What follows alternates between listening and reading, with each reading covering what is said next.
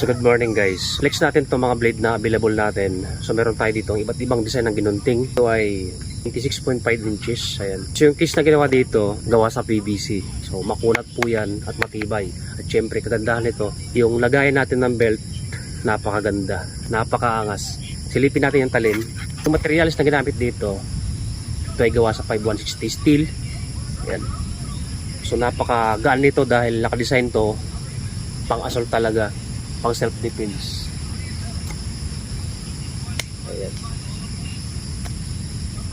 So kung naghahanap ka ng pambahay, pang self defense, pang kali, so ito yung bagay para sa'yo.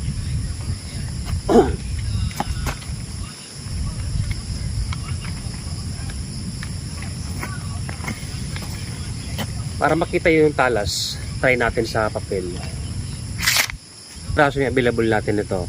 Kung naghahanap ka ng ginunting na swak sa budget at syempre maganda yung quality, pinababagay para sa'yo. Ayan.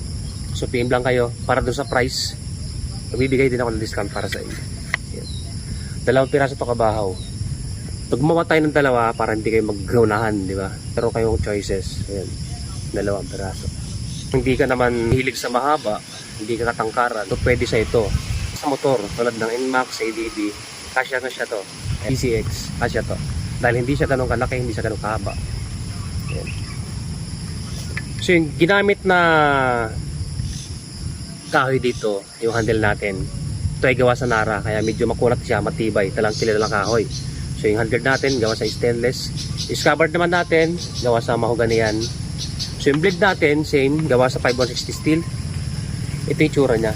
Talagang maliit lang kabahaw, pero napakaganda pang ano nito, pang demo. Yan, kasi hindi siya mahaba. Ayan. Lahat naman ng blade natin ay matalas na. So hindi ka na maghahanap ng ano, hindi mo na kailangan hasain to. So depende na lang sa'yo kung talagang gusto mo ng parang blade yung talas, pwede. So PM pa yun para sa price nito, bibigyan ko ng discount. Next naman natin itong isa. Ayan, so unique yung design niya. Talagang ano to, pinakustomize tayo yung design. Ayan, stainless din to, sungay din ang kalabaw. Siyempre yung blade same nang ginamit. Ayan, so medyo maulan na kaya bibilisan natin. Ito kabahaw. Ayan, taras din yan.